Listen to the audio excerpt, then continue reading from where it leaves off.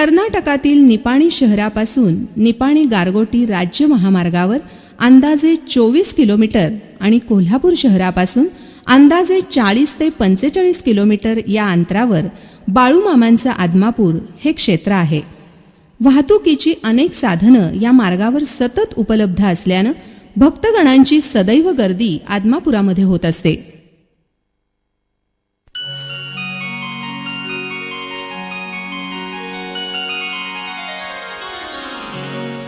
वक्रतुंड महाकाय सूर्यकोटि समप्रभ निर्विघ्नं कुरु मे देव सर्वकार्येषु सर्वदा. कोणत्याही शुभ कार्याची सुरुवात विघ्नहर्त्या गजाननाच्या दर्शनानं आणि त्याच्या पूजनानं करण्याची आपली परंपरा. बाळूमामांच्या दर्शनाला जातानाही ही परंपरा पाळली जाते, ती सहजच आपसुकच.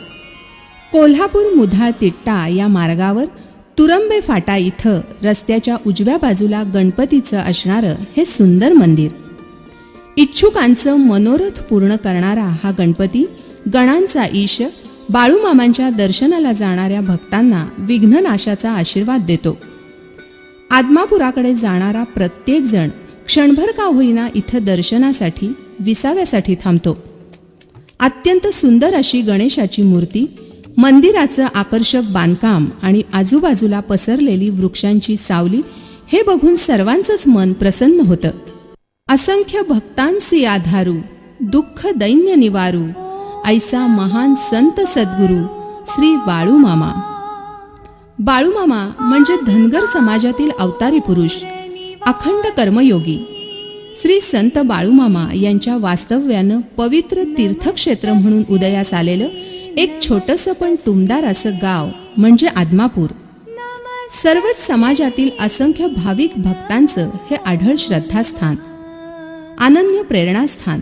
जिथल्या मातीला आहे बाळूमामांच्या चरणस्पर्शांचा सुगंध, जिथल्या दगड झाडावेलींनाही आहे बाळूमामांच्या सहवासाचा पुण्य अनुभव, जिथल्या वाऱ्यामध्ये भरून राहिली आहे बाळूमामांच्या श्वास उच्छ्वासाची लय, असं हे पवित्र क्षेत्र म्हणजे आदमापूर.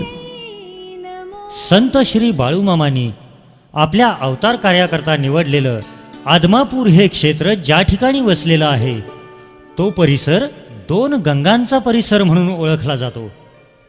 दक्षिणेला वेदगंगा नदीच्या उगमाजवळ पाटगाव नावाच्या गावी मौनी महाराजांची समाधी, तर गारगोटीत वेदगंगेच्याच काठी बाळूमामांचे गुरु श्री मुळे महाराजांचं वास्तव्य. वेदगंगा दूधगंगा नद्यांच्या संगमाजवळ विरूपाक्षेश्वराचे येडूर हे तीर्थक्षेत्र. अशा आध्यात्मिक आणि निसर्गरम्य वातावरणानं परिपूर्ण असणारं हे आदमापूर, उदंड पाण्यानं सदैव वाहणाऱ्या वेदगंगा आणि दूधगंगा, हिरव्यागार पिकांनी डोलणारी शेते, विविध प्रकारची फुलं फळं यांनी सदैव टवटवीत असणाऱ्या परिसराला अध्यात्माचा जणू हा परिसस्पर्शच. कदाचित म्हणूनच बाळूमामांनी हा भाग आपलं कार्यक्षेत्र म्हणून निवडला असावा.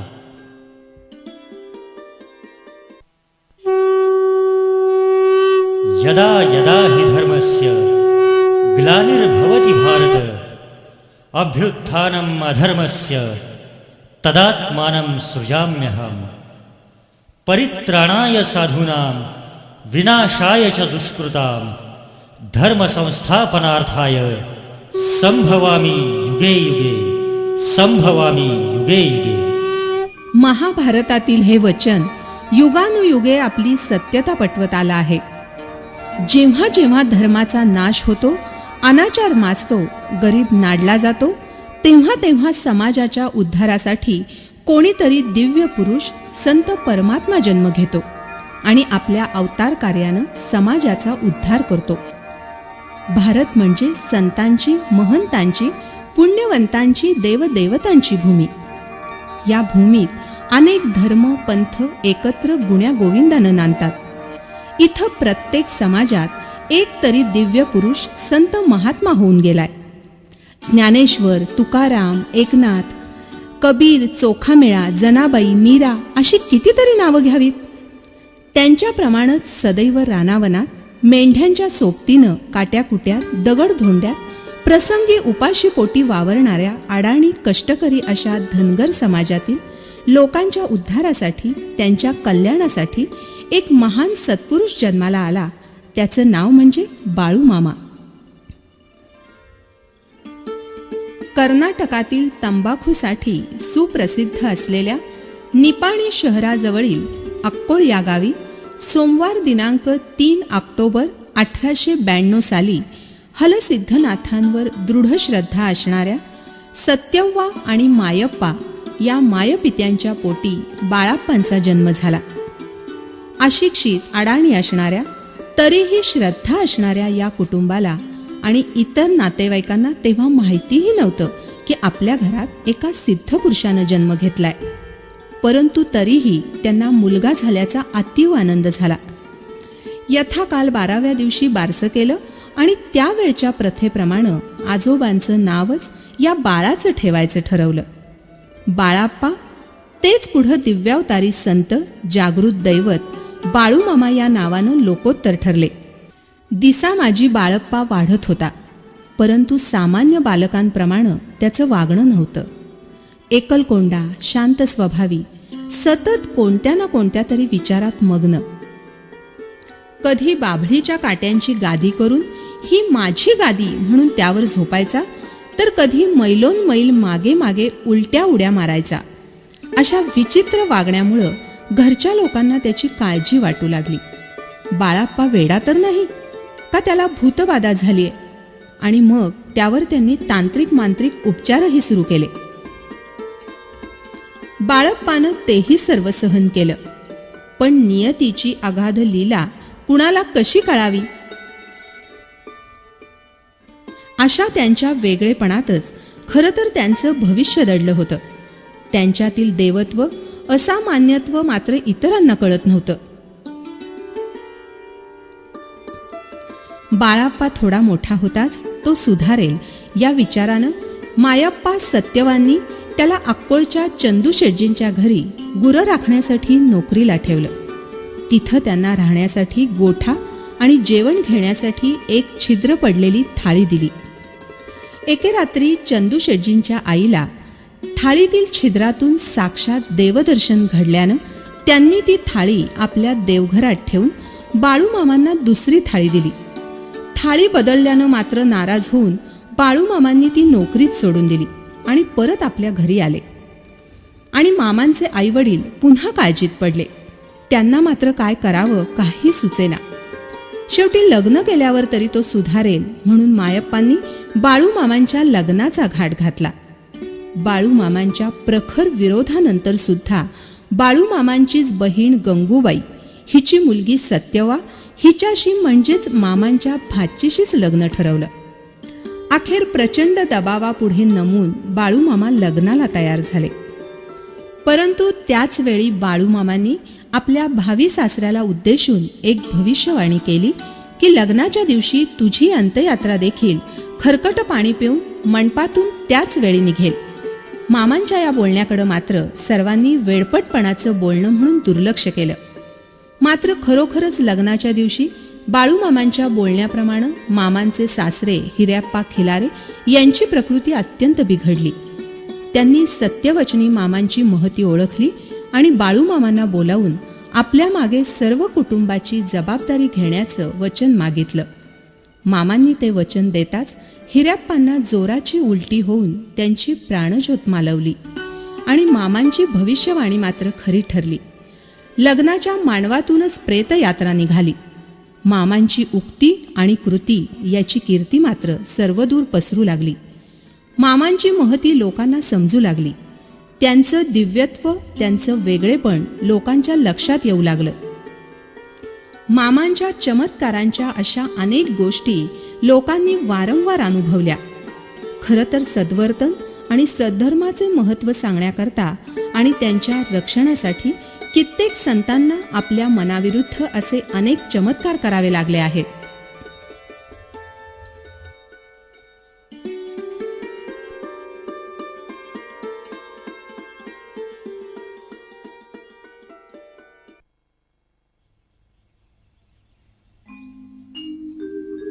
क्षेत्र आदमापुरात आल्यानंतर मुख्य रस्त्यावरच सर्वप्रथम दृष्टीस पडते ते श्री बाळूमामांच्या समाधीस्थळाबाहेरील मुख्य प्रवेशद्वार दक्षिण महाद्वार.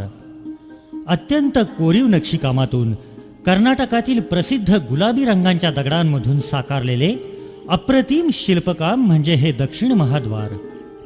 श्रद्धा, भक्ती आणि कौशल्य यांचा त्रिवेणी संगम एका ठिकाणी झाल्यास सामान्य माणसांच्या हातून देखील किती सुंदर रचना जन्म घेऊ शकते याचा जिवंत अनुभव म्हणजे हे दक्षिण महाद्वार.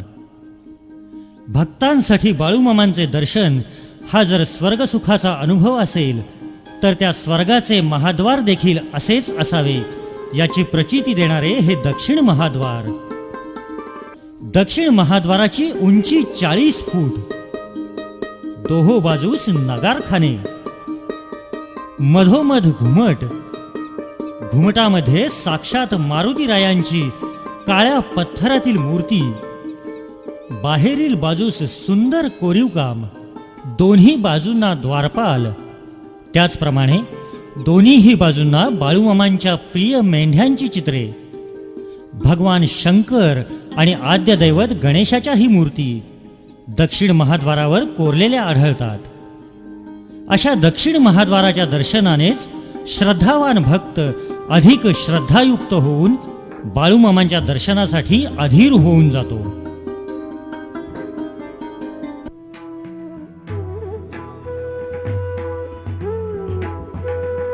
दक्षिण महाद्वारातून आत मंदिराच्या आवारात प्रवेश करताच तिथली भव्यता भक्तांच्या मनात व्यापून राहते. सभोवार प्रशस्त मोकळी जागा, मंदिरात प्रवेश करण्यापूर्वी पाय धुण्यासाठी पाण्याच्या चाव्यांची सोय, मंदिराचं मनमोहक रंगकाम हे सगळं बघून बाळूमामांच्या दर्शनाच्या ओढीनं आतुर झालेले भाविक मंदिरात प्रवेश करतात. दारातून समोर पाहताच साक्षात बाळूमामांचं प्रेमळ रूप प्रत्यक्ष भक्तांच्या नजरेला पडतं आणि प्रत्येक जण आपोआपच नतमस्तक होतो. गाभाऱ्यातील भव्य शांत अशी संत बाळूमामांची पूर्ण आकारातील तेजस्वी मूर्ती पाहताच भक्ताला परब्रह्म भेटल्याचा आनंद होतो. दर्शनाची तहान भागते, जीवाचे कष्ट विसरले जातात, नकळत हात जोडले जाऊन डोळे मिटतात आणि बाळूमामांचं रूप हृदयाच्या गाभाऱ्यात बंदिस्त होत असतानाच मुखातून बोल उमटतात, बाळूमामांच्या नावानं चांग भलं. बाळूमामांच्या मूर्ती शेजारीच उजव्या बाजूला दिसते ती त्यांचे गुरु गारगोटीचे सद्गुरू परमहंस मुळे महाराज यांची मूर्ती. डाव्या बाजूला पंढरपूरचं दैवत श्री विठ्ठल रुक्मिणीची मूर्ती. त्याशिवाय नजीकच हलसिद्धनाथांची तसबीरही आहे.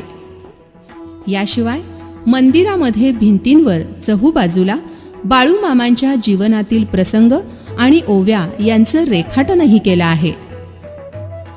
गाभाऱ्यातच बाळूमामांची संगमरवरी समाधी आहे. समाधीवर बाळूमामांच्या पादुकांची स्थापना केली आहे. जवळच मामांच्या रोजच्या दैनंदिन वापरातील खडावा, पलंग वगैरे वस्तू सुरक्षितपणे जतन करून ठेवल्या आहेत. भक्तांना दर्शनानंतर प्रसाद म्हणून तीर्थ आणि भंडारा इथं मिळतो. तसंच इथले पुजारी आपल्या हातानं भरपूर भंडारा प्रत्येक भक्तांच्या कपाळी लावतात. ज्या श्रद्धेनं, ज्या ओढीनं भक्त बाळूमामांच्या दर्शनाला येतात ती त्यांची इच्छा पूर्ण होते. हे भक्त आपली गाऱ्हाणी, आपल्या तक्रारी, सुखदुःख आपल्या परमदैवतासमोर सांगून त्यांचा आशीर्वादही घेतात आणि मनोमन तृप्त होतात.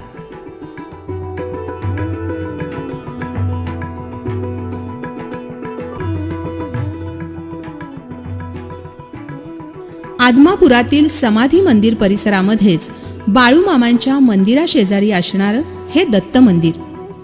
श्रद्धावान भाविक प्रथम बाळूमामांचं दर्शन घेतात आणि त्यानंतर या दत्त मंदिरातील श्री गुरुदत्तांचं दर्शन घेतात. दरवर्षी दत्त जयंतीला इथं मोठा उत्सव साजरा केला जातो.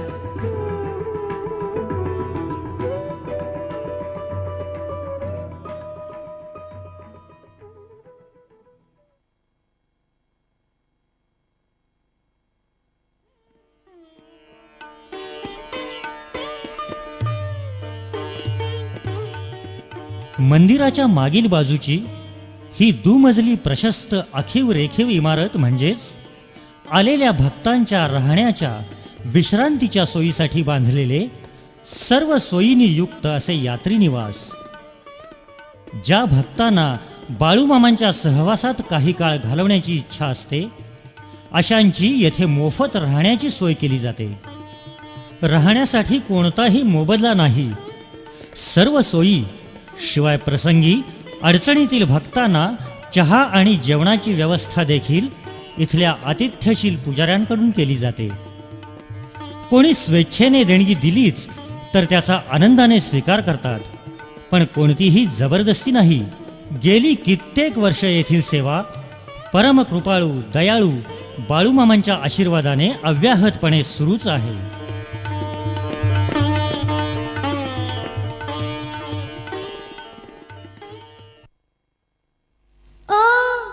आदमापुरीचा बोल आदमापुरीचा बाळू मामांचा बाळू मामांचा सानिध पग पधनी सानिध पग पधनी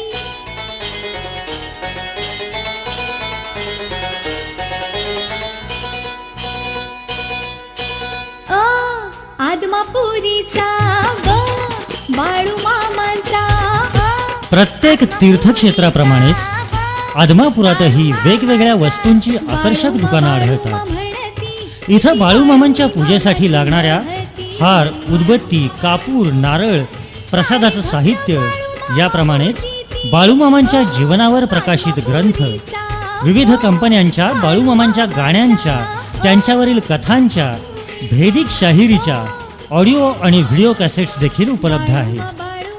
प्रत्येक भक्त आदमापुराहून परतताना येथील आठवण म्हणून यातील वस्तू खरेदी करून आपल्या सोबत घेऊन जातात.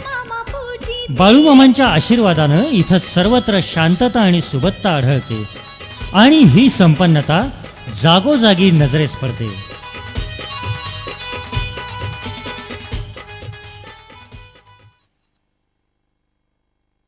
आदमापुरातील शंकरराव भोसले यांचा हा प्रशस्त असा वाडा. या वाड्याला देखील आदमापुरात अनन्यसाधारण असं महत्त्व आहे. इथंही बाळूमामांचा रहिवास होता. बाळूमामांच्या नित्य वापरातील अनेक वस्तू इथं अत्यंत काळजीपूर्वक जतन करून ठेवलेल्या आहेत. आदमापुरातील होणाऱ्या प्रत्येक उत्सवात शंकरराव भोसले यांच्या घराण्याला मानाचं स्थान आहे. आदमापुरामधील अनेक मंदिरांपैकी हे मारुती मंदिर. सभोवार दगडी बांधकामाचे कुंपण, मंदिराच्या आवारामध्ये उंचच उंच दीपमाळ, जुन्या पद्धतीचे लाकडी बांधकाम, कौलारू छप्पर आणि मंदिराचे प्रशस्त असे आवार, सर्वत्र प्रसन्न वातावरण आणि गाभाऱ्यामध्ये शेंदूर माखलेली भक्तांना आशीर्वाद देणारी मारुतीरायाची मूर्ती. बाळूमामांच्या दर्शनाला येणारे भक्त मारुतीरायाचेही मनोभावे दर्शन घेतात. गुरु आठवावा मनी, गुरु साठवावा मनी, गुरु माय बाप बंधू भगिनी, गुरु श्रेष्ठ अवघ्या जीवनी, गुरु आप, गुरु तेज, गुरु वायू, गुरु मार्ग दावी संसारी. गुरुशिवाय जीवनात तरणोपाय नाही असं शास्त्र सांगतं. गारगोटी येथील थोर सत्पुरुष श्री मुळे महाराज हे श्री बाळूमामांचे गुरु होते. अत्यंत दिव्यज्ञानी साक्षात्कारी असे श्री मुळे महाराज सर्वांनाच वंदनीय होते. त्यांचंच हे मंदिर. संत बाळूमामा लोकांच्या अंगातील भूत काढण्यासाठी 1.25 रुपया दक्षिणा घेत असत. यातून एकत्र झालेली रक्कम ते मात्र कधीच मोजत नसत. ही सर्व रक्कम ते आपली बकरी राखणाऱ्या मरग्या नावाच्या गड्याच्या पागोट्यात बांधून ठेवायला देत असत. जो कोणी ही रक्कम अचूक ओळखेल तोच आपला गुरु हे त्यांनी अगदी पक्क मनाशी ठरवलं होतं. मामा एकदा शेणगावच्या रानात बकरी घेऊन गेले असता दत्त मंदिरात गेले होते. तिथं मुळे महाराज होतेच. त्यांनी मामांना विचारलं, बाळ माझी दक्षिणा कुठं आहे? मामांनी विचारलं किती. तेव्हा मुळे महाराज म्हणाले 120 रुपये. आणि ही रक्कम अचूक म्हणजे 120 रुपयेच निघाली. तात्काळ मामांनी ओळखलं की हेच आपले गुरु. आणि शरण भाव ठेवून मामांनी श्री मुळे महाराजांच्या पायावर लोटांगण घातलं. मुळे महाराजांनीही अत्यंत प्रेमानं या शिष्याला जवळ घेतलं आणि आशीर्वाद दिला की या जगात तू माझ्यापेक्षाही कीर्तिवान होशील.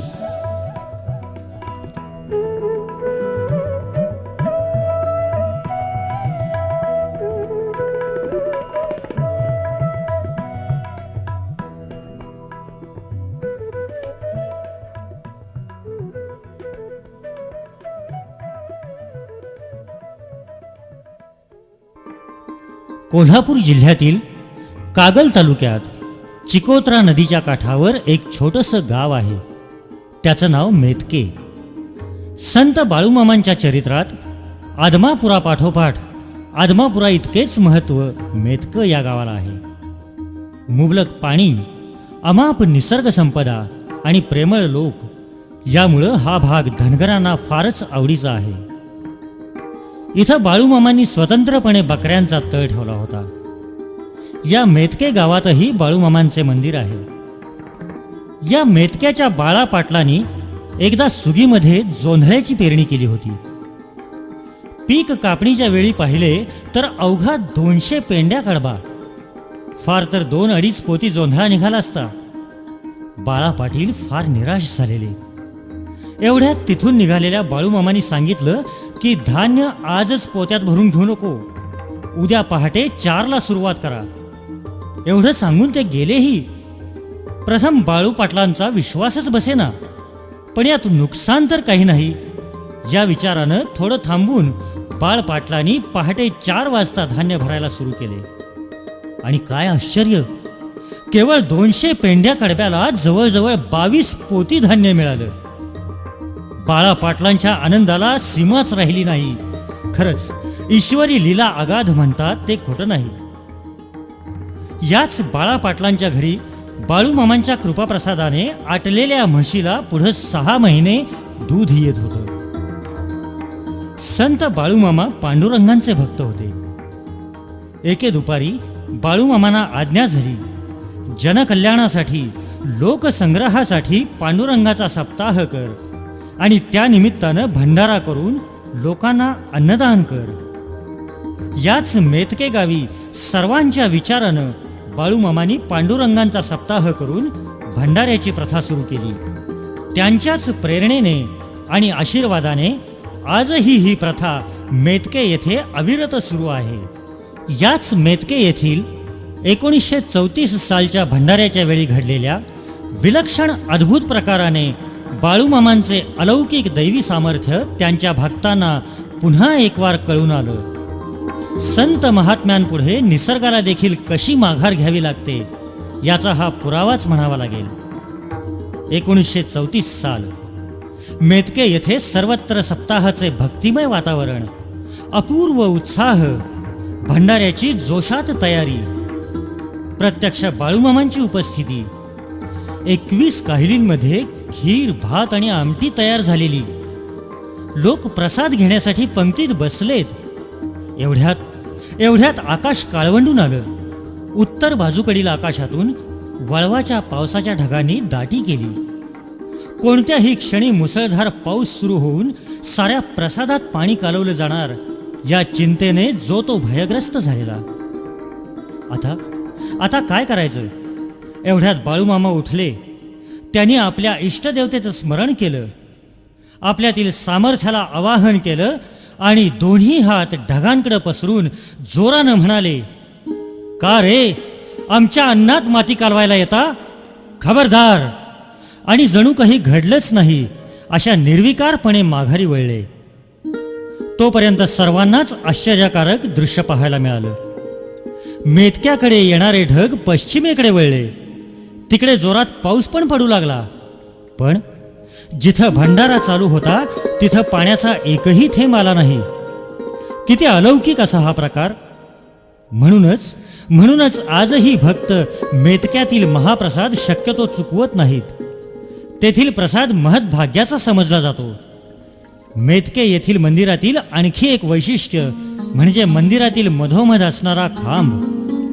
या खांबाची स्थापना स्वतः बाळूमामांनी केली आहे. याच खांबाला ते ज्यांना भूताखेतानी झपाटले आहे त्यांना बांधून भक्तांची भूतबाधा उतरवित असत आणि यासाठी बाळूमामा केवळ 1.25 रुपया दक्षिणा घेत असत. आजही या स्थानाचं महत्त्व तसंच अबाधित आहे. अनेक जण इथं येऊन आपली बाधा दूर करून जातात.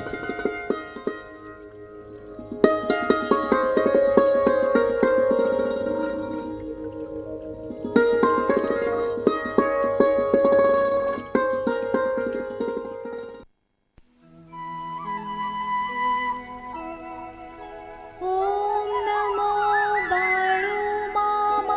संत बाळूमामांनी ज्याप्रमाणे जमिनीवर काठी मारताच पैशांचे गाठोडे वर येणे, कॅन्सर झालेल्या डॉक्टरांना मिरची पूड खायला दिल्यानंतर त्यांचा आजार बरा होणे, वांझ म्हशीला पान्हा फोडणे, कीर्तनकाराचा आवाज बरा करणे, भंडाऱ्याच्या वेळी पावसाने भंडारा वाया जाऊ नये म्हणून प्रत्यक्ष ढगांनाच रोखणे, हरसिद्धनाथांची मूर्ती घडवण्यासाठी ओताऱ्याला भंडारा देणे, क्षयरोग बरा करणे इत्यादी अनेक चमत्कारांबरोबरच मामांनी जनकल्याणासाठी अनेक प्रथा आणि परंपराही सुरू केल्या.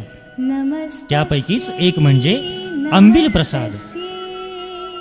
आदमापुरातील आंबील प्रसाद म्हणजे भक्तांसाठी महापर्वणीच असते. ओम जय एका मोठ्या काहिलीमध्ये आंबील तयार करून प्रत्येक भक्ताला ती प्रसाद म्हणून वाटप केली जाते. त्रिभुवन दिवसेंदिवस भक्तांची संख्या वाढत असल्याने आधुनिक काळाचा विचार करून आणि प्रगत तंत्रज्ञान वापरून 2 काहिलींच्या मध्ये पाईप्स टाकून त्यातूनही आंबील एका काहिलीतून दुसऱ्या काहिलीमध्ये आणली जाते. भक्तांची संख्या कितीही जास्त असेल तरीही कधी कोणी आंबील प्रसादाशिवाय परत गेला आहे असे आज तागायत कधीही झालेले नाही. शेवटी जिथं प्रत्यक्ष ईश्वरी अंश वास्तव्य करून आहे तिथं काही उणं पडणं कसं शक्य आहे?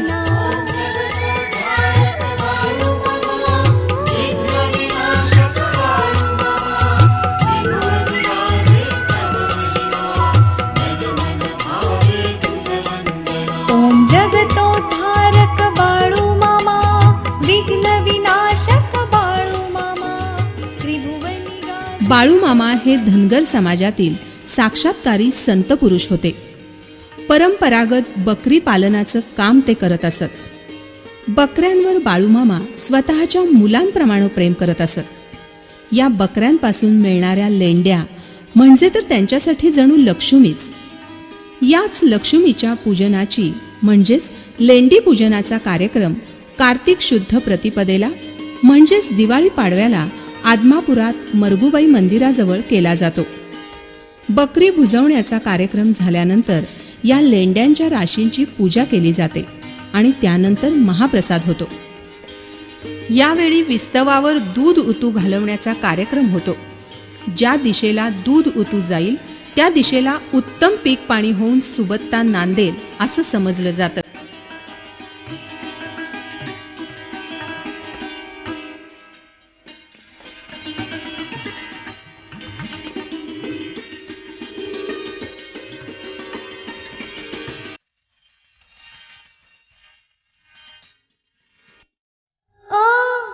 आदमापुरीचा बोल. आदमापुरीचा ब बाळूमामांचा. ब बाळूमामांचा सानिध पग पधनी, सानिध पग पधनी.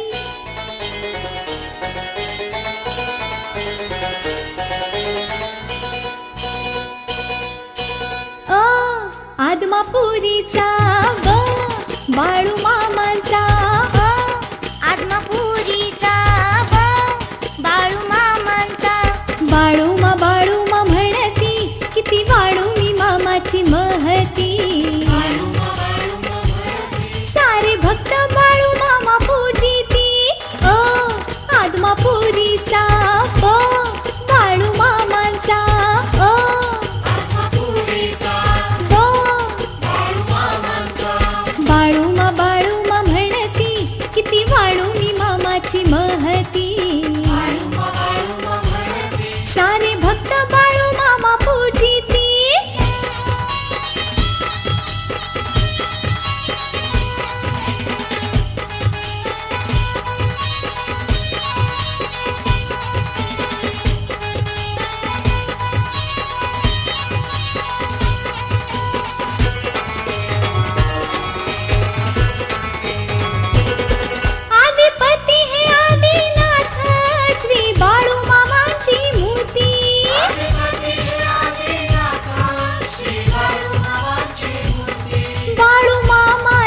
जीवनाची मुक्ती आदि ब्रह्म उमापती बाळू मामा जीवनाची मुक्ती आदि ब्रह्म उमापती ब आदि ब्रह्माचा म मूळ पुरुषाचा ब म बाळूमा म्हणती किती वाळू मी मामाची महती सारे भक्त बाळू मामा पूजिती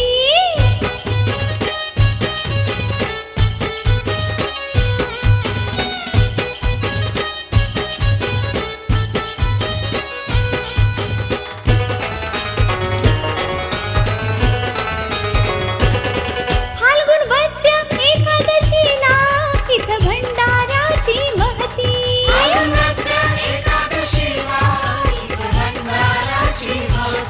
आंबील कण्याचं गुण किती बाणू 18 रोगावरची मुक्ती आंबील कण्याचं गुण किती बाणू 18 रोगावरची मुक्ती प पंढरी रायाचा व महाविष्णूचा व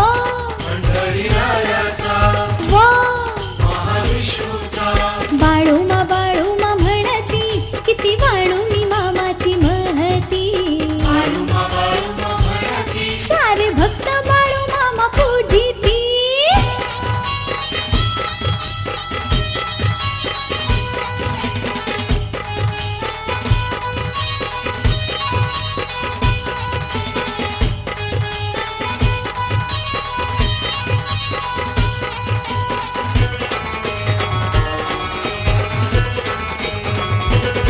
ब्रह्मा विष्णू आणि महेश हे मामाचे हो रूप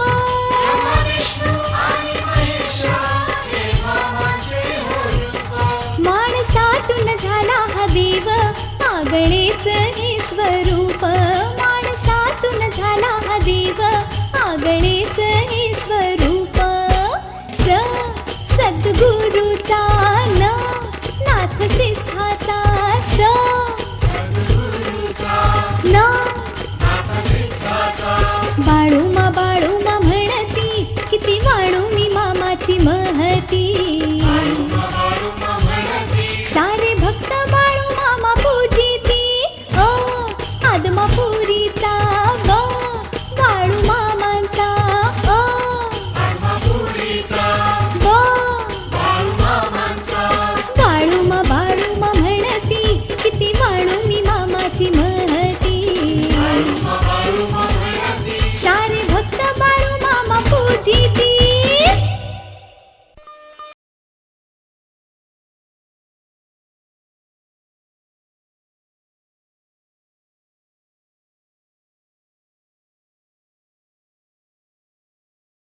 आदमापुरातील हे प्रसिद्ध देवी मरगुबाईचं मंदिर.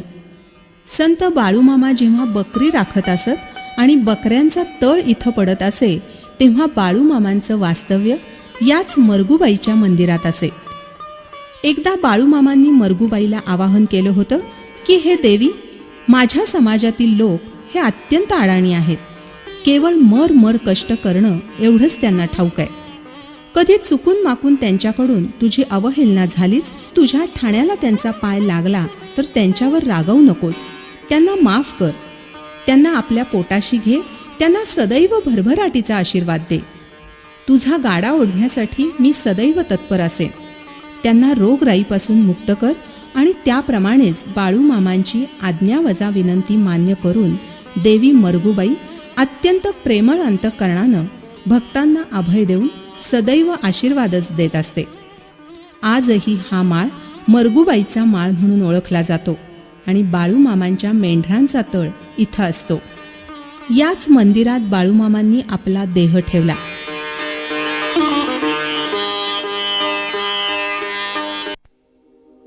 भक्तांच्या उद्धारा संतांचा जन्म, सुखदुःखाचे जे जाणती मर्म. एकदा बाळूमामा लिंब आणि पिंपळ एकत्र असलेल्या झाडाखाली विश्रांती घेत बसले होते. तिथं आदमापूरचे जमीनदार आणि 2-4 व्यक्ती आल्या. सहजच बाळूमामांनी त्यांना पलीकडच्या माळाकडे पाहत विचारलं, ही जमीन कुणाची र? तेव्हा तो जमीनदार उद्गारला, माझीच जी. तेव्हा बाळूमामा म्हणाले, मला त्यातली थोडी जागा देशील का? तेव्हा जमीनदारानं आत्यानंदानं त्यांना लगेचच होकार दिला आणि त्याच माळावर बाळूमामांनी श्रावण वद्य चतुर्थीला म्हणजे 4 सप्टेंबर 1966 साली चिरंतन समाधी घेतली. आज त्याच ठिकाणी त्या ओसाड माळावर बाळूमामांचं भव्य मंदिर उभं आहे.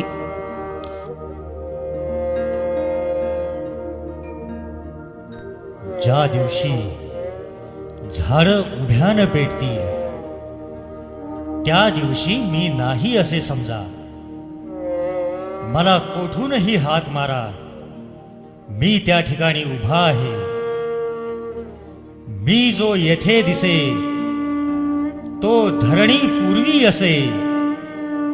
मी असे किंवा नसे बोलो नये असा संदेश देणाऱ्या त्रिकाल ज्ञानी भक्तवत्सल दयाळू बाळूमामांच्या पवित्र चरणी त्रिवार वंदन. बाळूमामांच्या नावानं चांग भलं, बाळूमामांच्या नावानं चांग भलं, बाळूमामांच्या नावानं चांग भलं.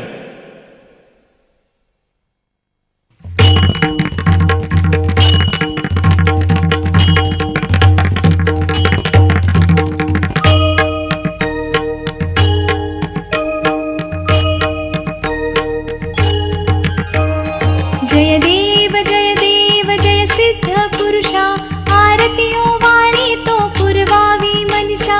जय देव जय सिद्ध पुरुषा, आरतियो वाणी तो पुरवावी मनीषा. जय देव घेऊन अवतार तारियले जन, भजन भक्ती भावे केले पावन. उच्च नीच भावन पाहता जाण, सकला समभावे केले पालन. जय देव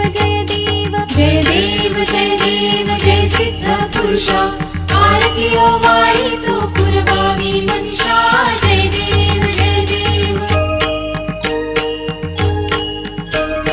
मुळे महाराज सद्गुरु प्रसिद्ध, अनुग्रहे त्यांच्या झालासी सिद्ध. बोलू जाता मुखे खरा होय शब्द, म्हणोनी नर नारी लागलासे छंद. जय देव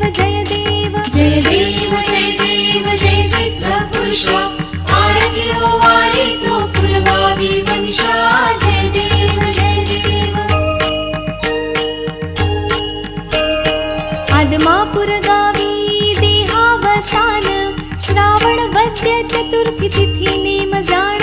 म्हणून या तेथे समाधी स्थान, उत्सव करिता ती भाविक जन.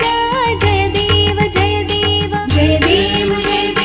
जय सिद्ध पुरुषा, आरतियो वाणी तो पुरवावी मनीषा. जय देव दर्शन कृपा मज काहीच असेना, परिभक्ती भावे करितो वर्णना. ठाव द्यावा पायी मज लंका दिना, करितो विष्णुदास हेची प्रार्थना. जय देव जय सिद्ध पुरुषा, आरतियो वाणी तो पुरवावी मनीषा.